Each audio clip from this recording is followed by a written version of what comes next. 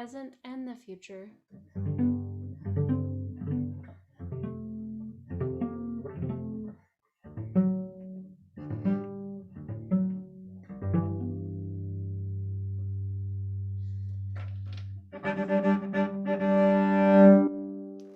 Welcome everyone to what month are we in?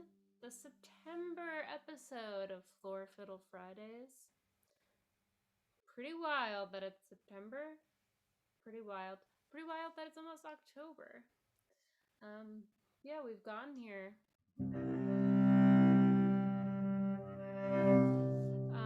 I would like to begin this stream by thanking some of my Patreon people. Special shout out to my aficionado level patrons who are Daniela, Darcy, Natalie, Maureen, Reese, who is my dad. Thanks, Dad. And Ashley.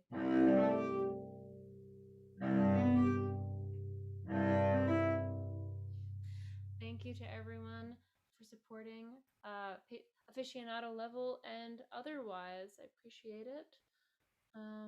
Yes. We have a very special guest here today who I'll tell you more about in a bit. Just making sure everything's cool. Okay. So last month I played a bit of a piece that I was calling People and Places.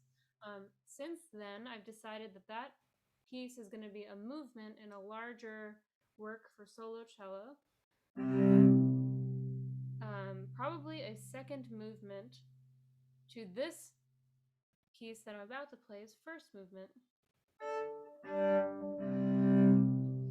Still a work in progress, but I think it's more or less there. So I'll play this, and then we can get our special guest in.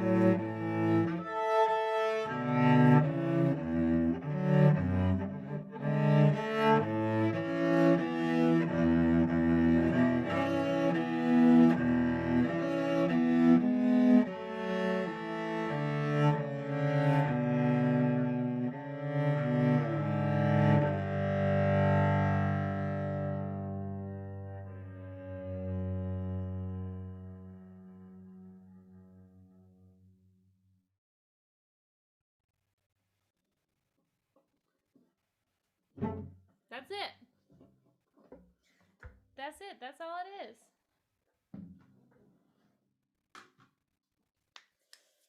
All right. Yes.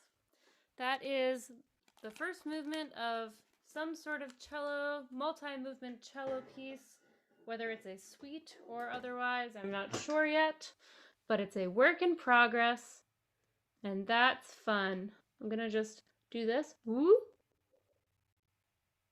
Ooh, there it is. Okay. Get it in focus. Can everyone hear me? Okay, let me introduce my special guest.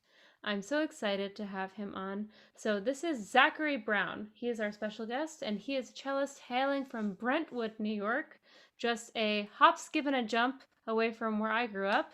He was born in Queens, New York, and began the cello at the age of 13. So not far after I started.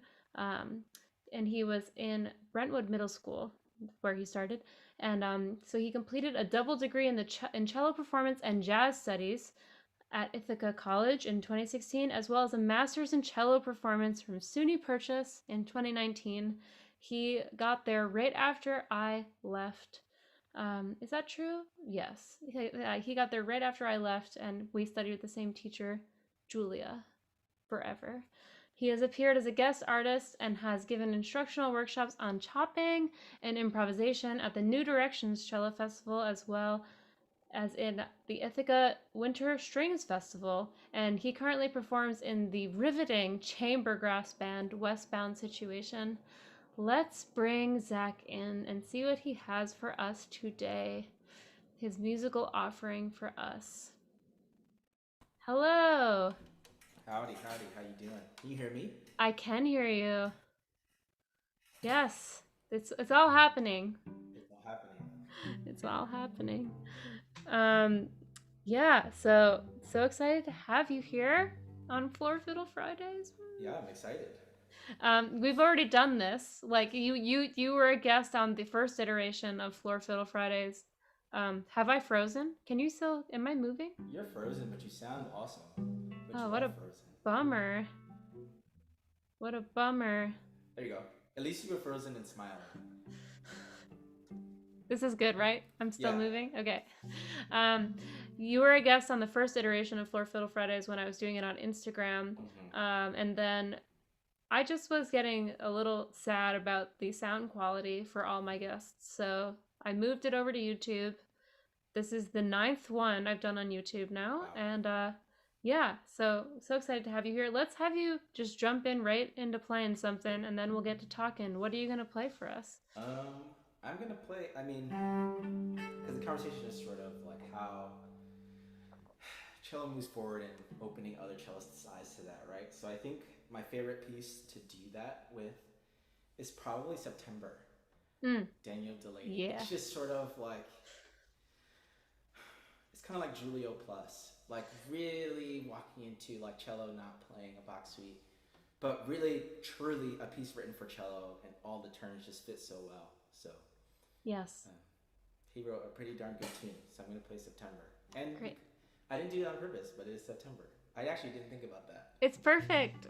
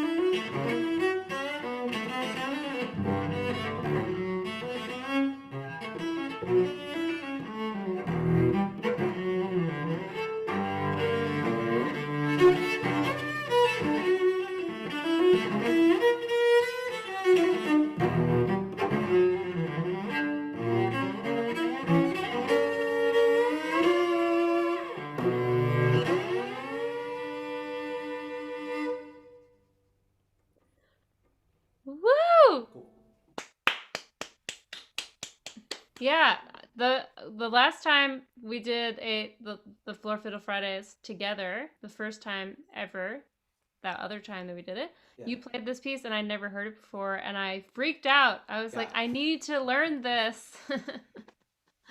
Yeah. Yeah, that, and you played, like, it's just so good. Yeah. And Thank you. and like I love that, I guess like any like non, or actually any piece in general. I was gonna say any non-classical piece, but any piece in general, we have to make our own, right? Right. And I think like you've really made it your own, and it's something special. Thanks. Yeah. Yeah, It's just such a. I think it ought to be a staple, uh, solo yeah, cello piece, but you know. yeah. We got to get the word out. Right. um, awesome. So what I've been asking, so this portion of the show will be kind of your. I would like to know about your cello journey. So I know that you started playing when you were 13, uh, on Long Island, little precious Long Island, where we are from. Yes. Um, can you kind of give us the rundown to how you got to where you are today, playing in Westbound Situation, such a cool band, was such a cool sound, different sound, very unique. Where did you? It's I saw that so you have a double degree in jazz Mm-hmm. and classical, right? Yeah. Like, how did that happen? Um. Hmm. Is there How a? did I? Yeah. So I think for me, there was always someone who was inspiring the heck out of me from the beginning. Mhm. I think I was one of the lucky kids when like uh, I didn't need help like falling in love with cello, but my older sister played it. And aside from that, I didn't really know what it was, but I was kind of fascinated with the sound kind of automatically. And then she tried to teach me like the summer before I started, and it was awful. It was a lot of yelling, a lot of frustration from both of us. It was terrible. But then I got to school and it was awesome. I was like, this is really the best thing ever.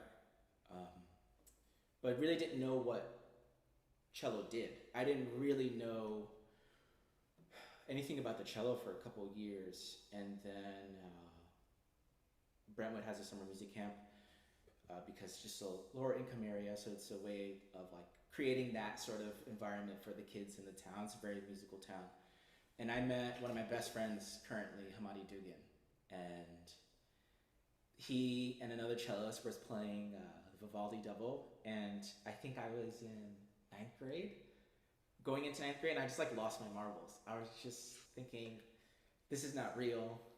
I don't know what this is. They sound so good, and they are black. What is happening? There's so many things Yeah. running through my mind. Um, so kind of made him one of my good friends and never let go of him since. And then it's always kind of been that effect. First it was him, then it was Clarita, like one of my cello heroes. And then I finally got to college, still had no private lessons.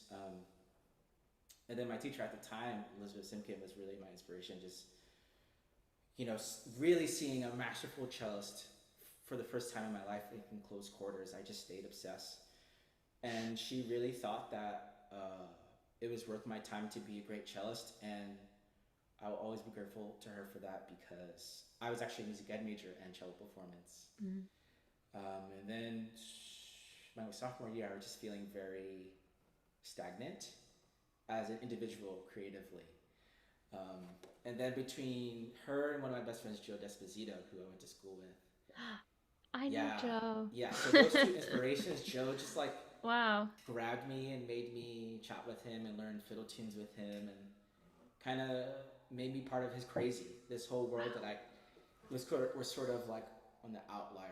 Goat Radio had just happened maybe a year before, Mhm. and I just was sort of like, oh, cello maybe does other things sometimes. And then Joe just sort of hit it home and never let go. And I guess Lizzie saw something. She's like, I don't think you're happy, writing lesson plans every day of the week, and I think you should be pursuing this other road. Wow. So she and I had a lot of meetings with the school. Next thing you know, they hired Hank Roberts, a jazz cellist. Next thing I know, I was learning standards, and Wow.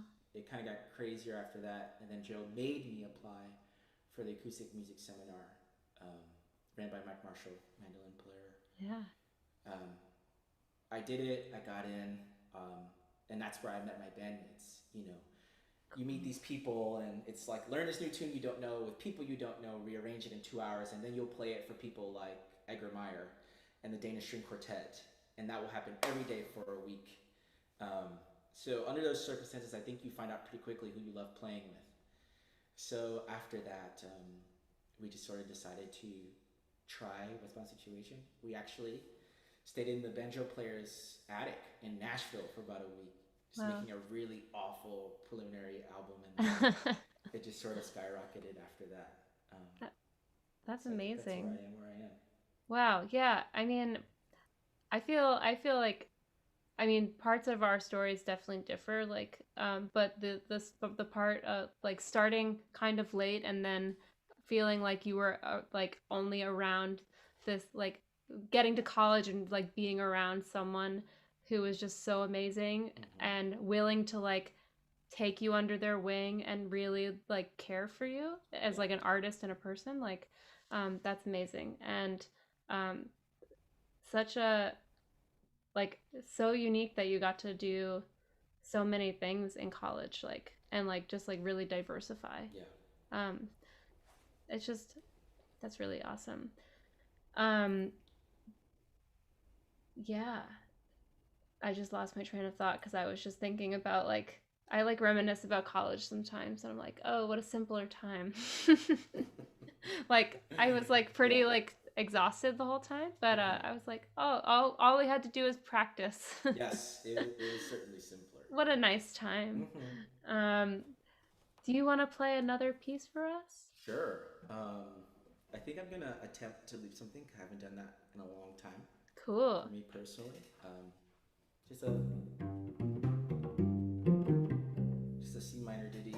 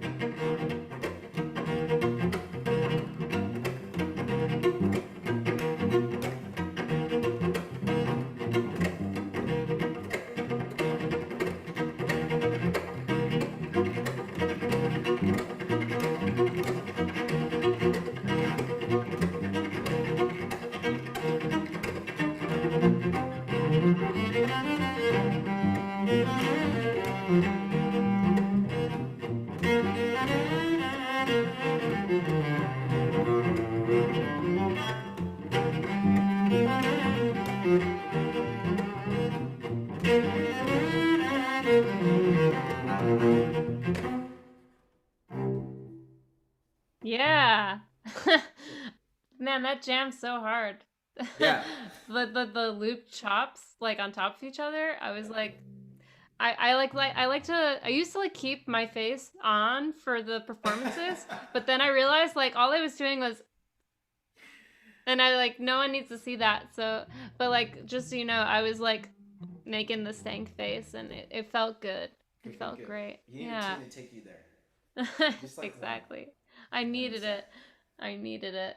Um, that's amazing. So, I feel like I was like reading something. It was on social media somewhere that someone asked you like if you like learned.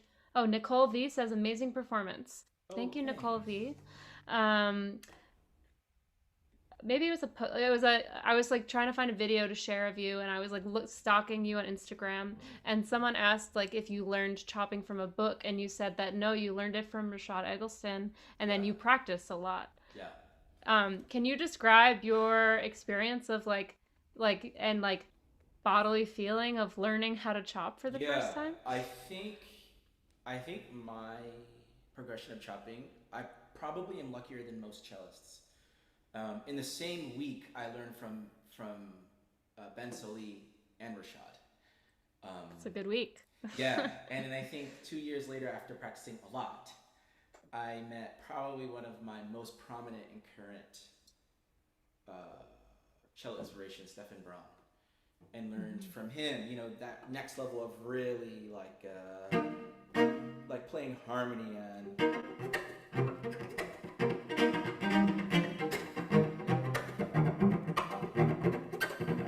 that's kind of like the Yeah. level he took it to. But I think uh, as far as body, Rashad's, I don't know if he still uses this phrase because he does so many other things now. Mm. But the thing he said to everyone that really stuck out was that he called it the infinite bounce. Infinite bounce, yeah. Yeah, so I don't, I think a lot of people think of chopping as like this, you strike the cello, which I guess you do, but I think when it when it comes full circle and you're really rolling, it's kind of like a drummer. It's sort of like an infinite relationship of kinetic and potential energy. Is that anything could do anything at any moment. So it's not, I'm never thinking this, or rarely, unless I'm literally doing that, right? It's sort of like, he taught like the basics of, it's, you actually do this, but you stop it, right? So it sounds like one impact. That's the basics. And it's sort of, you cut at the cello at an angle, right? Rather than like straight down and right at the front, all those basics. But one thing he really talked about was how the infinite bounce is that when I do this, there's something that has to happen next, like a ball, right? And I can either go back down, or I can catch it on its way back, right? Yeah. Or I can,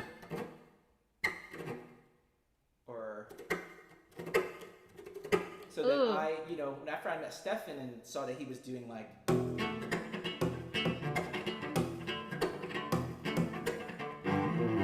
really kind of upping the ante on like what kind of colors you can make with this sort of thing, I said, okay, how can I put those two kids together of, okay, triple chops and, and Rashad. And I sort of, if like, okay, since this is fluid, so is my bow hold. So I actually kind of change my bow hold depending on what I'm going to do. Mm-hmm. So I've practiced that quite a bit. Of just kind of like, if I...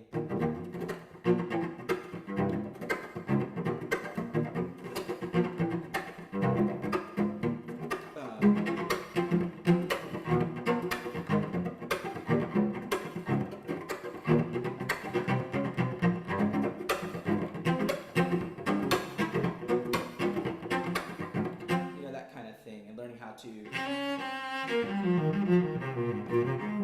still bow competently, even if this pinky's back here.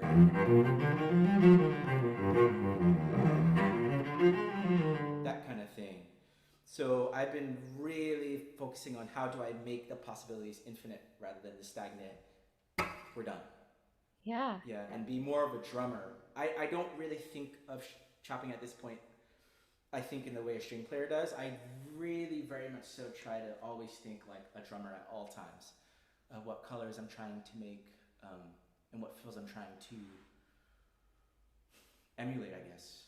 Um, So cool. And yeah, I love like watching like the posts that you've put on Instagram of like playing along with songs you love to yeah, try to like put those grooves in your instrument. yeah. I think that's such a important thing. It reminds me of, have you listened to Tracy Silverman's new podcast?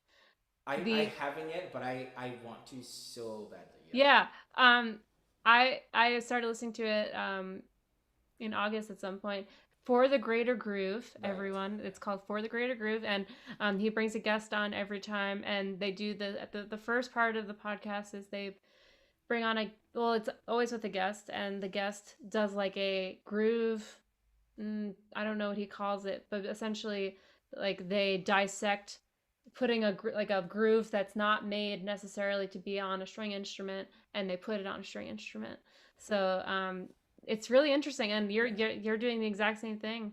Um, and like yeah, Tracy's whole thing is of like this is how we will like bring strings into the pop music world Yeah. is like by like grooving the way guitarists groove and drummers groove.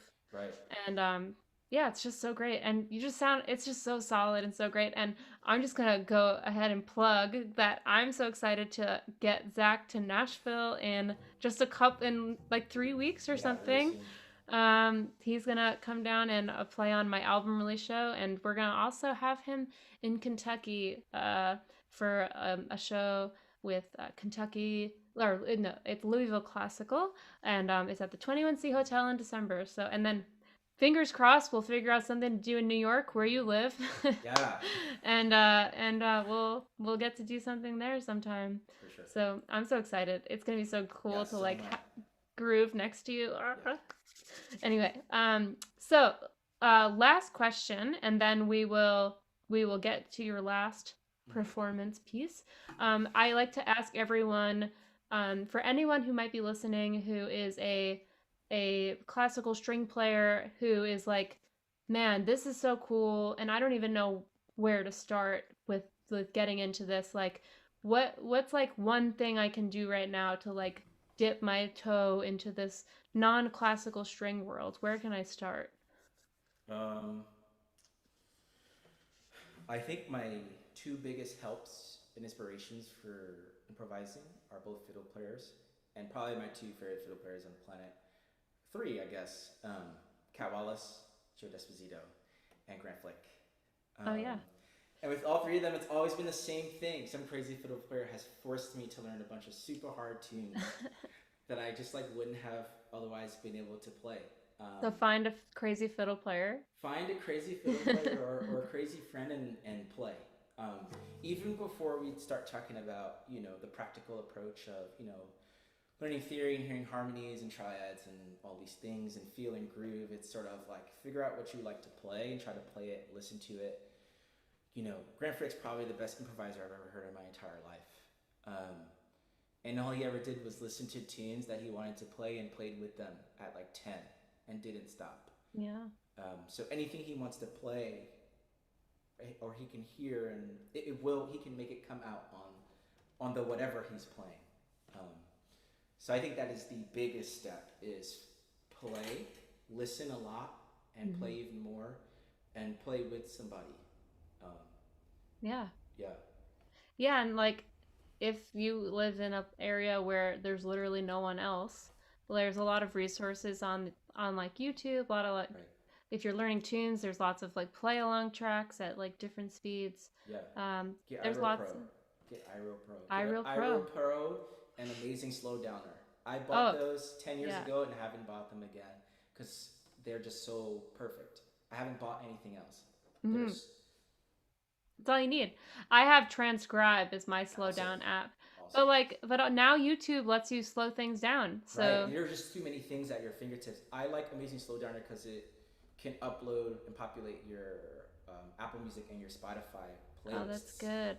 Yeah, I didn't know that. Yeah, so you can just take a song and choose a snippet and change the pitch. You can do, like, it's all right there. so So awesome. easy. Yeah.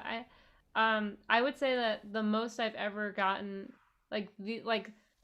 the farthest, like the most improvement I've ever had in my life were like those summers, like right after fiddle camp, where I went home and I was like, I just need to keep doing stuff, and I like ripped like Rashad and Natalie Haas videos off of YouTube, and I like put them down into uh transcribe and slowed them down so I could just like figure out what they were doing. And yeah, like there's so much you can do on your own.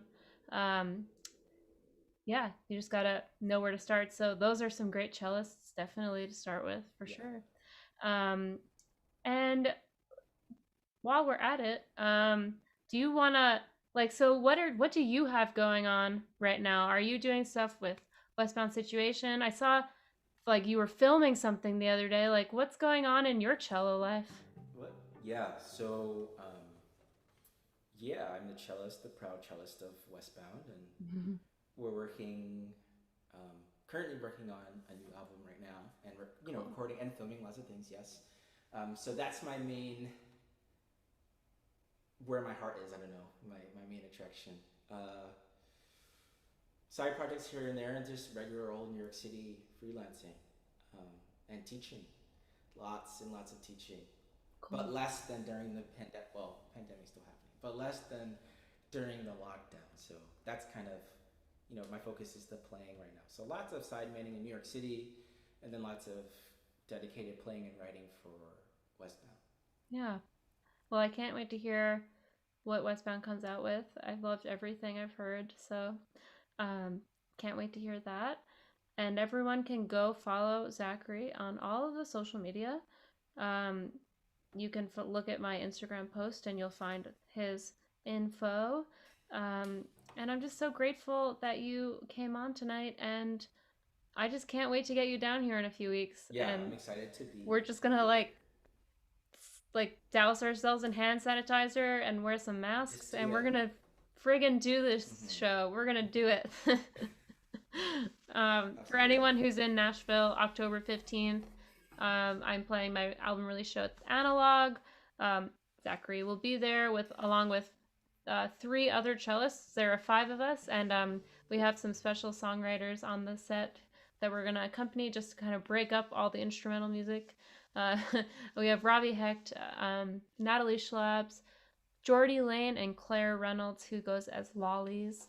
So it's gonna be a fun show, and I can't wait to get you down here, Zach. Excited. What's this last thing you're gonna play for us? Um, so yeah, the two biggest things I've been working on personally is probably, now that I feel like I more or less know the sounds I want to make on chopping, is sort of like grooving to tracks like we were talking about earlier, like trying to take on that drummer persona. And the other thing is sort of like how to be more interesting accompanying and be more interesting accompanying myself. Um, so I've been working on like, how many things can I pluck on the cello, just on cello, because you just don't need anything else in this world except for cello. I agree. So I decided to, my best, try to figure out how to play Human Nature completely by myself. My own rendition, because I saw one on the internet after I started this by two cellos, and I was just like, this is not. We can do better, y'all. We can do better. We can do better, Saints. We can. So I was like, I'm gonna get to work on this and see what happens. So, and Michael Jackson is one of my biggest musical inspirations. Probably comes up on my Spotify every day. Cool. So, yeah, this is my arrangement of Human Nature.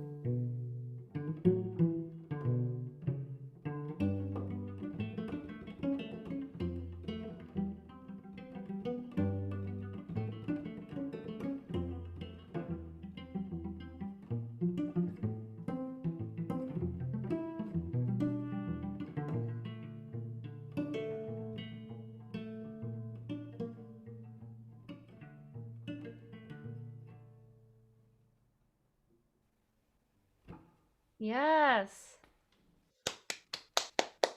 Oh man, are your fingers tired after that? A little bit. I think we're used to it though, a little. Yeah, But like it's just so much work to get, yeah, to make a get cello, just to even that, just a ring. yeah, It definitely takes like working it up, like it's yeah, a workout. yeah. But It was pretty bad before Julia. I think my like, how do I pitch for more than five okay, seconds? She's got the Julia, secret. Yeah, Julia Lichten, yeah, Mama Julia. yeah. Um, so awesome, Zach. I just like that whole time I was just like, I'm ready for a Zachary Brown solo album. I don't know when that's gonna happen, but like I will be first in line to purchase it. Thanks. I should Um, get that going, but in time. I believe in you. Whenever it happens, it'll happen. Um, uh, I want to do like I want to show you. So I've been playing around with. I want to make like floor fiddle T-shirts, and this is not the final product, but I made I commissioned a design that I think is pretty cool. I want to show you it. Can you see it? Wait, there it is. So it says, play Oh. more floor fiddle, less Chopin, more Chopin. So this is Yeah. like a mock-up on a sticker, but I'm pretty excited about it. So Yeah, that's in perfect. like, Chopin's too hard anyway. who needs that? Right. Less of that and more of this. Right. So I like that. I'm gonna. There I am. I'm gonna. Yeah, I'm gonna have to get you one of those shirts. Please. I'm gonna make sure you get one. Please. So thank you so much for being on the show. This Thanks was for having me. so fun. You Yeah. sound so great.